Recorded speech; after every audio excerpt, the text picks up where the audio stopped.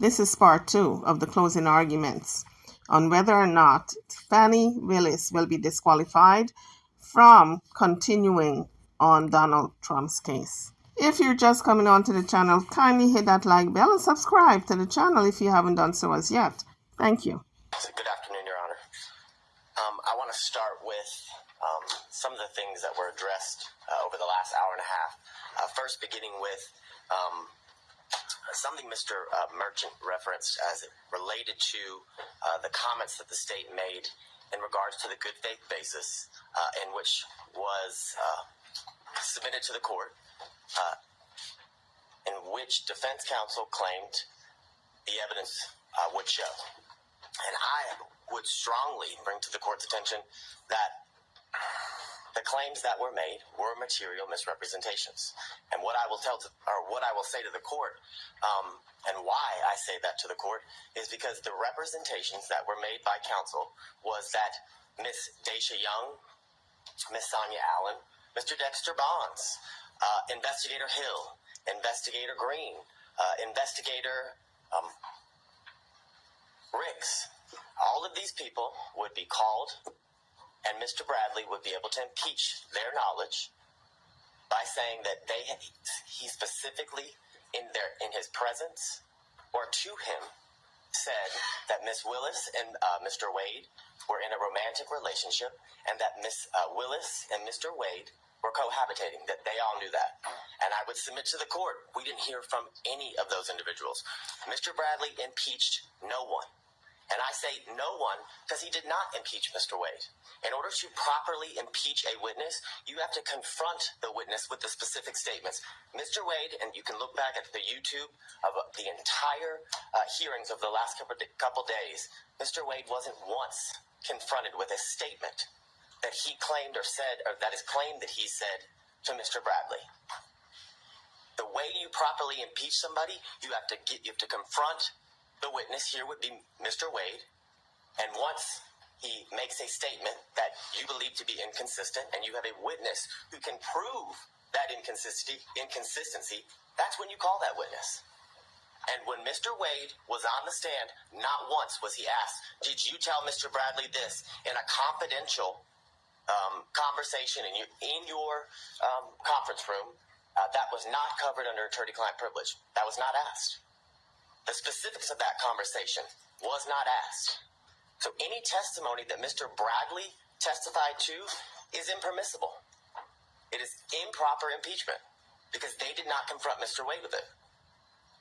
So that's where the state would begin with the comments that Mr. Merchant made about me referencing his wife as lying. I never called Ms. Merchant a liar. I never used those words. I don't know why she made the material misrepresentations. It could be because Mr. Bradley lied to her. I don't know the reason. But I can submit to the court that those were material misrepresentations that were made to this court on the day a few Mondays ago, as everyone was arguing the motions to quash certain subpoenas. I'd also bring to the court's attention that during that motion to quash subpoenas, certain subpoenas, Ms. Yurdy's attorney appeared, Mr. Partridge, and he made very clear on that Zoom that Ms. Yurdy had absolutely no knowledge of a romantic relationship and absolutely no knowledge of cohabitation. Those were the specific references that he made. So what I would submit to the court is those are considered adoptive admissions that his client has made based on the statements he made because of the representations she made to him. So, and I know that sounds convoluted, but what I would say to the court is Ms. Yurdy told Mr. Partridge, because Mr. Partridge told the court that she had absolutely no information about a romantic relationship, and she had absolutely no information as in regards to... So, but wait, are you making an argument I should make inferences based... Now, these would be attorney-client privileges, or communications then. She's communicating with Mr. Partridge about what her upcoming testimony is. That's why she's hired him. And you're telling me I should infer things based on her communications to him? Absolutely, because they're not attorney-client communications anymore when he discloses them to the court and everybody else as they watch the Zoom and attend the hearing. The difference is There was no request to go in camera. There was no request to go or to have a private conversation with you as was done with Mr. Bradley. That would have been the proper procedure. So yes, I'm asking you to infer that 100%. I'm asking you to infer that her testimony was at best inconsistent. Because the testimony of Ms. Yurdi, when she testified, was vague, very little description. When asked in a very leading manner, is it true, or do you know that Ms. Willis and Mr. Wade were in a relationship from 2019 into the time you were you were forced to resign from the district attorney's office in March of 2022? She said yes. And then further, when pressed by Mr. Sadow, he talks about why she believed they were in a relationship. And what was interesting from Ms. Yurdi's testimony, that they were pretty close friends up until she left the DA's office, that she asserted to the court that on a yearly basis, Ms. Willis said, I'm in a relationship with Mr. Wade in 2019. Oh, by the way, I want to tell you again in 2020, because we're in a new year, I'm still in a relationship with Mr. Wade. And again, in 2021, the assertion is Ms. Willis then went back to Ms. Yurdi and confirmed, hey, I just want to reconfirm me and Mr. Wade are still in a relationship. It's absurd. It's absolutely absurd. More importantly, when Mr. Sadow asked her about why she believed that they were in a romantic relationship based on her own observations, she said something. He actually asked her, do you see him kissing or hugging? She said yes, but there was no description or qualification about when it occurred, what she actually saw, was it a kiss on the cheek, things of that nature. So I would ask you to frame her testimony from that standpoint when you're addressing her credibility, as the court's going to do with each and every witness that you heard during the testimony of all the witnesses during the hearing. I'm going to see if my screen will share.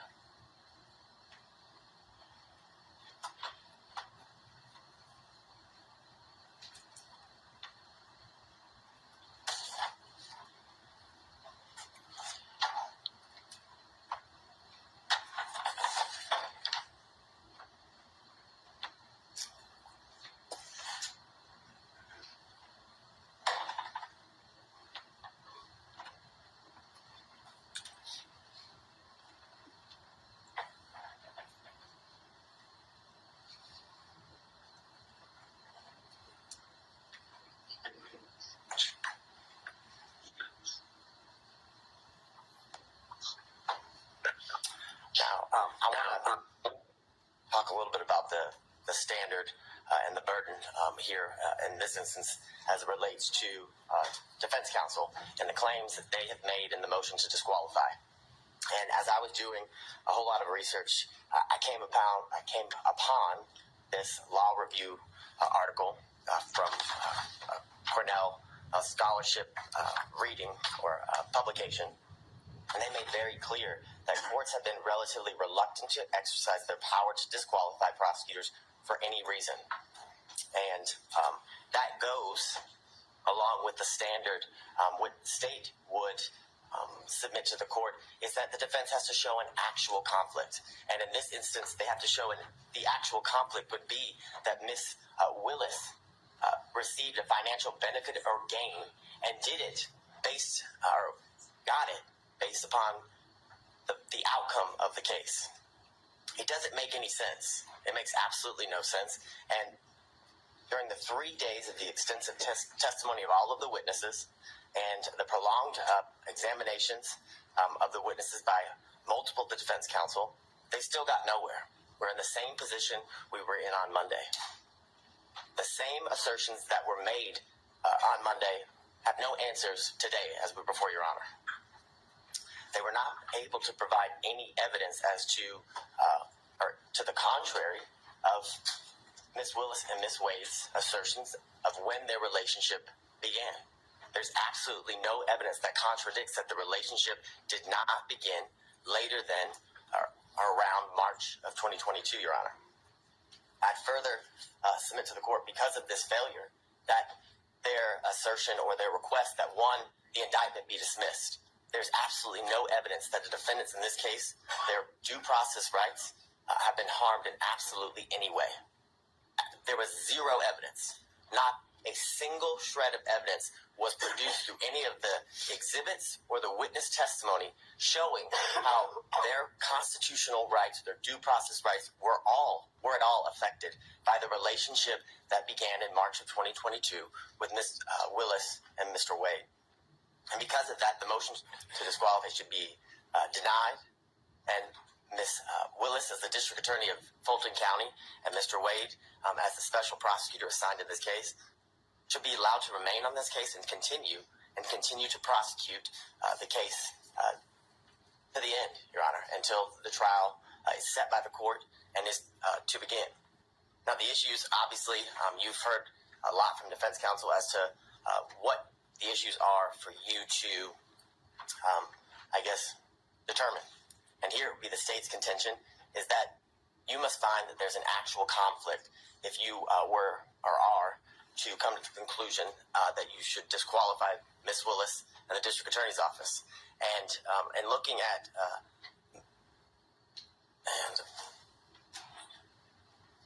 I think you're talking about Mrs. Ventura. It's McGlynn v. State, MCGLYNN v. State, 342 Georgia Appeal 170. It's a 2017 case. In that case, it talks about the standard of proof that the defense, or the burden that the defense must show and go to show an actual conflict, is, they say, it's a high standard of proof, which is definitely not a preponderance of the evidence, which is a much lower burden for any party who's trying to meet that standard of preponderance. But it's clear that the standard is that it's a high standard of proof for both when determining whether there's an actual conflict and when there's forensic misconduct that is found, Your Honor. And I want to go through some of the cases that defense counsel has referenced and they argued here today and in their filings. And I guess the bright line standard, or the standard and the grounds for which disqualification is appropriate for Your Honor to be determining in all of the cases as it relates to disqualifying the elected district attorney, is you either find that there's a conflict of interest or that there's been some sort of forensic misconduct. Those are, I guess, the two areas that Your Honor that is in your purview when you are looking to resolve an issue regarding disqualification. Now, in a recent case, Lee v. State, which is 224 Georgia, Lexus 31. It's a February of 2024 case here out of our appellate courts.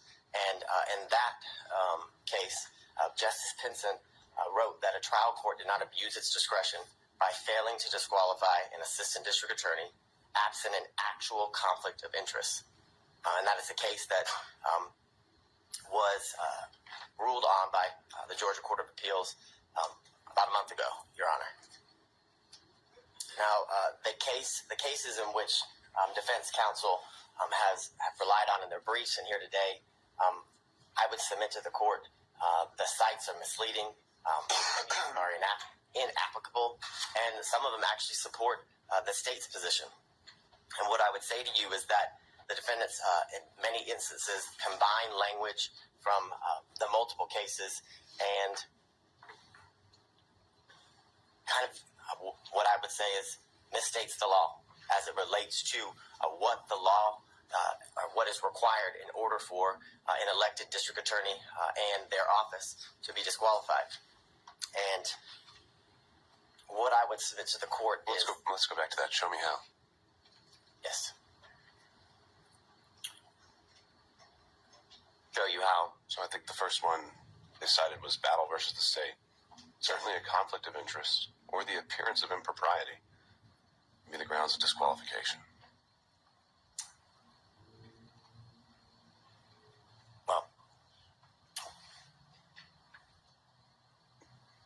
there are a number of the these cases that seem to exclusively rely on the appearance of impropriety. Right. Well, they acknowledge that there's some ambiguity here, that sometimes Whitworth gets cited to Ventura, and we've got this quote that comes up where it's just they only cite to an actual conflict that must be involved. They acknowledge the ambiguity. You're saying there's no ambiguity whatsoever. I am saying that, and why I am saying that, why I would submit that to the court, is in all of those cases, they do reference the appearance of an impropriety, but they reference that because they also find there's an actual conflict in each one of those cases. So your position would be, your review of the case law, there's never been an appellate opinion that relied only on an appearance of impropriety. As it relates to a prosecutor or district attorney, yes, that is what I'm saying. What I would say is, in those cases, they do reference the fact that there is an appearance of impropriety, but they reference that fact because when you have an actual conflict, there's always an appearance of impropriety, and those are what those cases stand for. And I guess that is the main example of what I reference as they kind of combine the language from separate and different cases and tell you that the standard is an appearance of impropriety. And I would submit to the court that is not the standard. And in my first reading, like Your Honor, I did notice that the cases each reference the appearance of impropriety, but also that appearance arose from the fact that the court found an actual conflict in each one of those cases. So I won't belabor the point in going through all of the cases that the defense had cited, but what I would submit to the court and reading those cases is that I found that they kind of fell into 5 categories. That some that didn't concern disqualification at all, some that determined or that were about, I call it divided loyalty, which is a conflict that arises from representing becoming a prosecutor and then having represented the defendant prior to becoming a prosecutor, and then whether there's an actual personal interest in the outcome, and then others talk about whether the defendant was denied a fundamentally fair trial at the conclusion and of the case after conviction.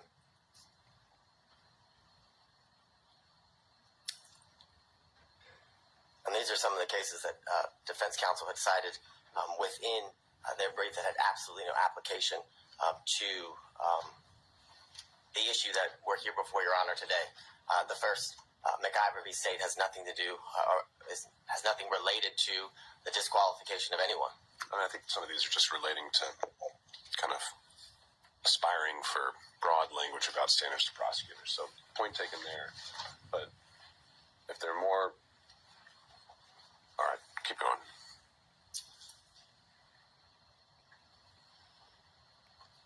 So as it relates to one of the cases that was referenced here earlier and is also referenced in some of the briefing by defense counsel is the Majestic v. State, which is 287 Georgia 542, and all of the cases that fall under this, what I would call category, is about a attorney who formerly prosecuted a defendant in I guess the same type of case or the same case or similar charges, and that would be why the courts found that disqualification would be necessary because of the relationship that existed between the former client and the now person who's being prosecuted, Your Honor.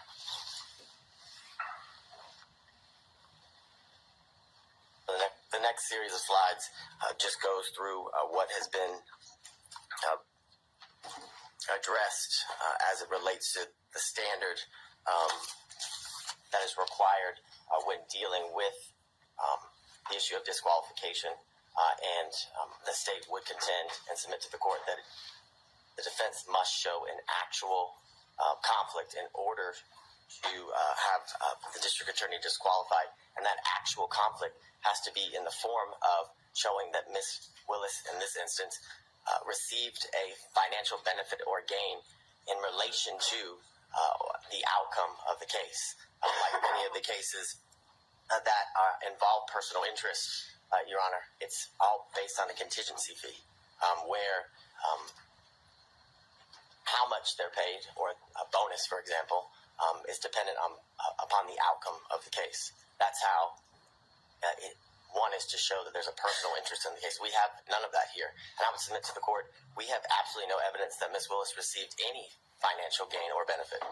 The testimony was that Ms. Willis paid all of the money back in cash as related to the trips, and it didn't pay back in cash. It was all right. Let me explore this one a little bit. So, in addition to you're saying it's only an actual conflict. Are you also saying that it's only if a financial interest is affecting the final result, the outcome? That's the only one we should be worried about, or is it that the prosecution as a whole is what we should be looking at in terms of a stake? So, what I'm thinking of, I'm just going to try and come up with some hypos here. What if ADAs are given a bonus for every motion to suppress they win, $1,000 per Fourth Amendment claim they win? Well, now they've got an incentive, if one of their officers is lying, not to tell you about it, because they want to win that motion to suppress.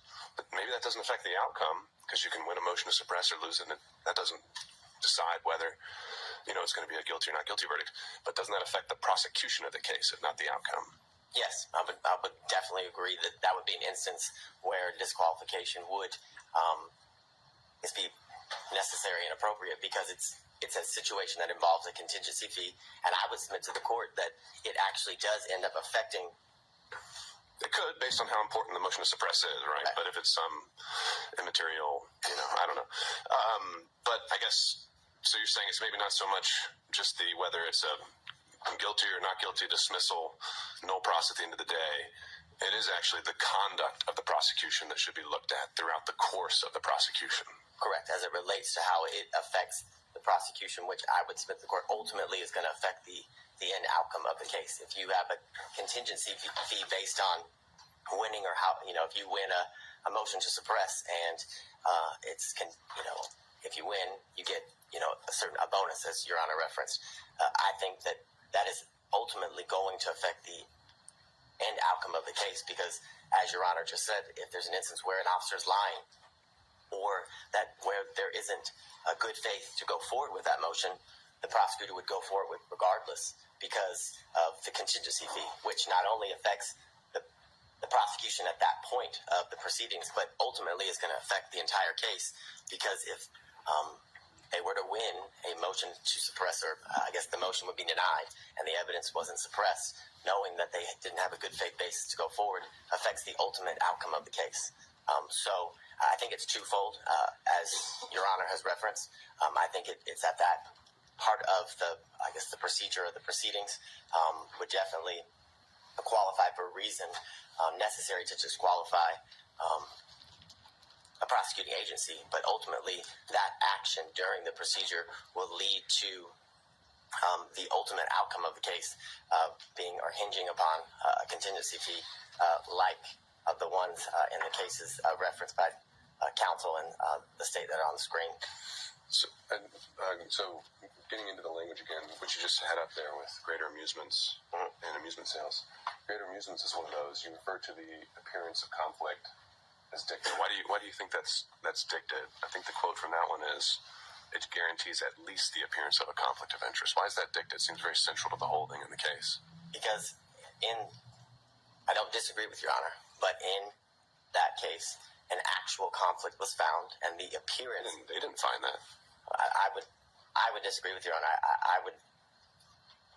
My reading of the case is that an actual conflict was found, but because of that actual conflict, an appearance of impropriety was seen.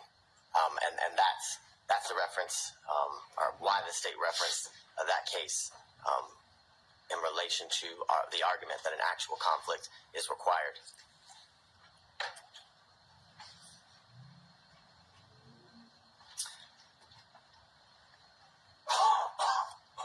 In the series of cases, Young, that was referenced by defense counsel, as well as Nichols, the state, are both instances where there's a personal interest in the case due to the situation and where at one point they were opposing parties. And of course, there's a personal interest or stake as it relates to prosecuting an opposing party in a civil claim, which are what both of those cases reference, which shows that there's an actual conflict of interest that relates to the personal gain of the specific prosecuting agency. And what do you make of Nichols' reference to it's an older case. Sometimes the language can be what we're not accustomed to seeing, but there's, they refer to the metaphor of Caesar's wife, and generally when that's used as a ethical standard, that's something that goes beyond just an actual conflict, right? Isn't the beyond reproach getting more into appearance world?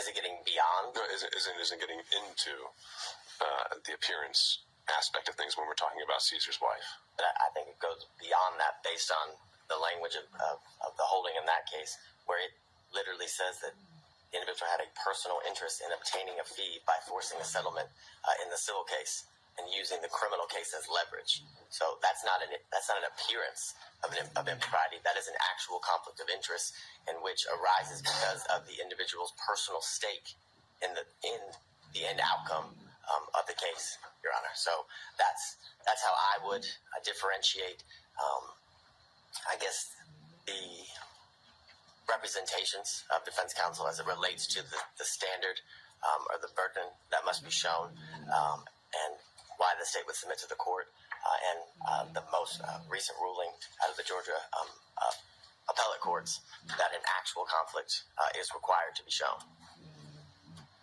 So I'm going to skip through these series of slides. You've heard all about Whitworth.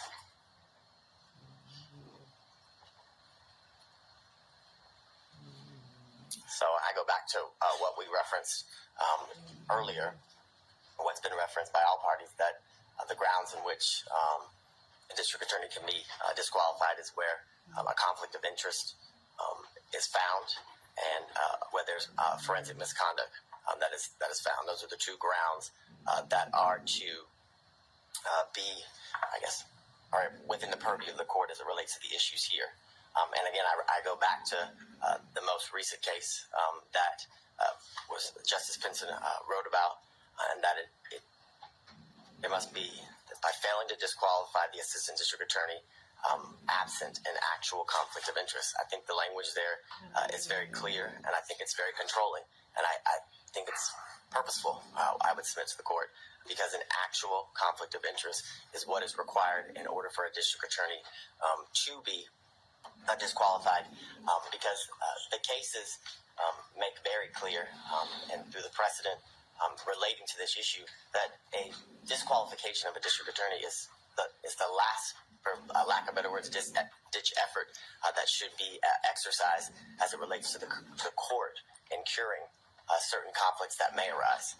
I think the case law is very clear that every effort is supposed to be made instead of, or I guess in lieu of, disqualifying the district attorney unless an actual conflict of interest is what's found, Your Honor. And it can't be cured.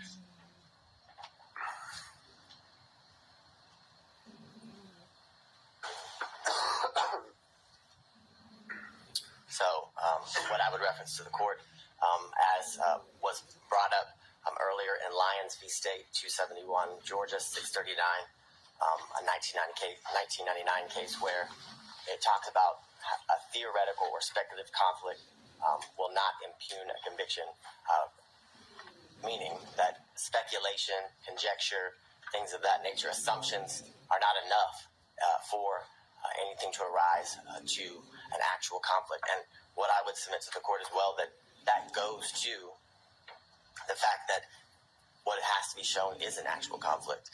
If it's speculation. Is there any qualifier there, though, that's in a post-conviction context? So we're talking about, competent evidence. We're obviously in a pretrial phase here. I've wondered how much import to give that sentence when we're in a pretrial realm. That's assessing whether to overturn a conviction. And usually that's kind of an entirely different standard where we assess as a totality, was there a fair trial? Is there harmless error? I know there's no harmless error when it comes to disqualifications, but just a thought, if you have any reactions. Well, I think what Your Honor just said is pretty on point in the sense that if it's found that if the trial court either applied the wrong standard or should have disqualified the district attorney, it leads to an automatic reversal, like you said, and it goes back to the trial court. And I think that is very enlightening reasoning in the sense that that's only done if an actual conflict is shown, and the fact that it can't just be theoretical, speculative, or assumptions that would lead to the appearance of impropriety, the appearance of a conflict that would lead to. I guess I'm borrowing kind of from, as we've been doing the other pretrial motions, special demurrers seem to get different treatment pre-trial and post-trial. Post-trial, they get more of a pass unless you can show some issues, and I'm wondering if that same principle applies here with disqualification. Well, and but I don't have the answer to that. Well, what I would also say, and I don't remember the exact line, but I know there in Judge McBurney's order, he does address some of the concerns as it relates to the standard as it is applied post-conviction versus pre-trial, during pre-trial issues. And what I would say to the court is that... So you're citing that in support? Because I didn't think the state was all that pleased with the analysis he applied. Well, what I'm citing... Legal analysis, that is. I'm citing what you specifically referenced as to the standard that is to be applied pre-trial and post-trial, whether it makes a difference. And what I would say to the court is the answer is no, as it relates to the speculative nature of the allegations or the claims made by defense counsel as it relates to whether a conflict actually exists, Your Honor. What I can't do at the moment is point exactly to the page. At the end of the state's argument, I can give you the page number as it relates to Judge McBurney's order. I think I know what you're talking about, the footnote where he references the appearance standard. Yes. All right, I'm looking at it.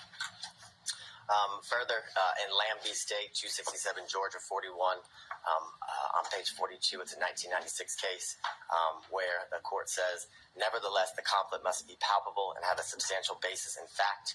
A theoretical or speculative conflict will not impugn a conviction which is supported by competent evidence. Now, I understand as it relates to the post-conviction factor or the status of the case being in post-conviction based on Your Honor's earlier inquiry, but I would submit to the court that as it relates to the issue of disqualification, that the standard is the same whether it's post-conviction or pre-trial.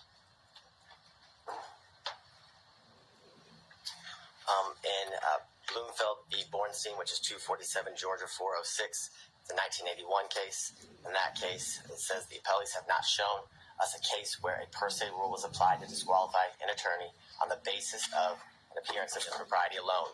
The Georgia cases cited by the appellee do not stand for the proposition that a trial judge is authorized in Georgia to disqualify an attorney solely on the basis of an appearance of propriety, which further goes to the state's submission to the court that the standard is that an actual conflict must be shown, and that conflict that arises shows that there's a personal stake of the district attorney as it relates to their personal financial gain that's being alleged.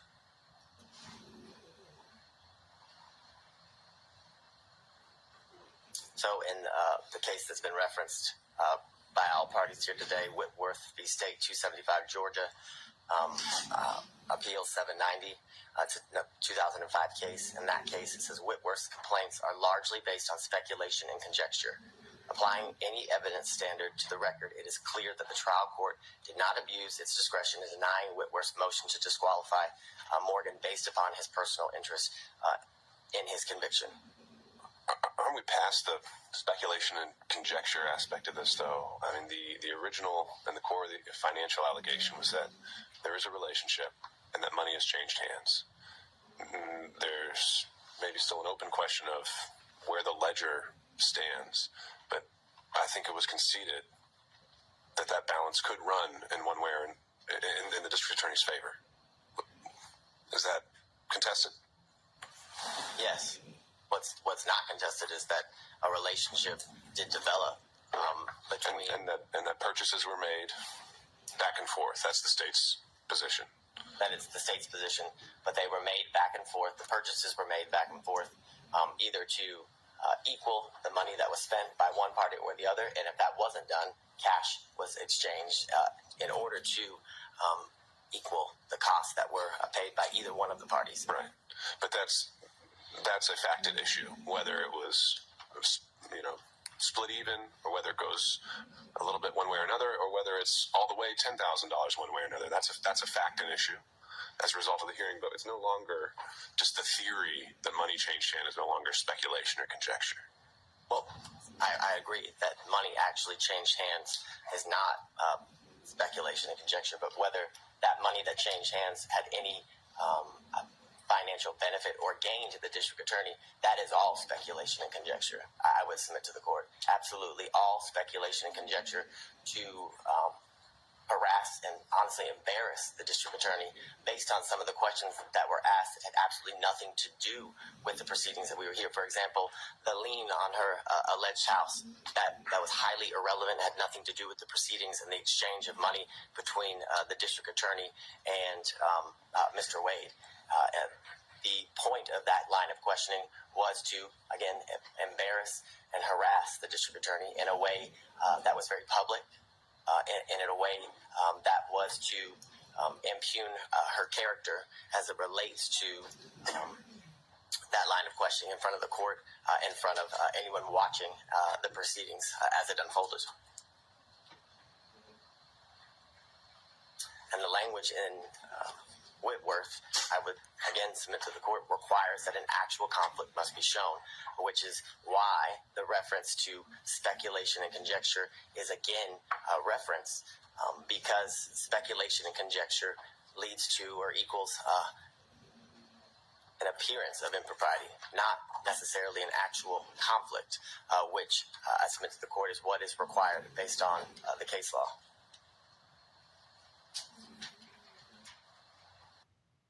And that was the second part. In the conclusion of the hearing of DA Fani Willis, Judge McAfee is out pondering the evidence and will deliver his verdict, his conclusion on whether or not DA Fani Willis can continue to pursue the trial of Donald Trump for his interference in the Georgia election.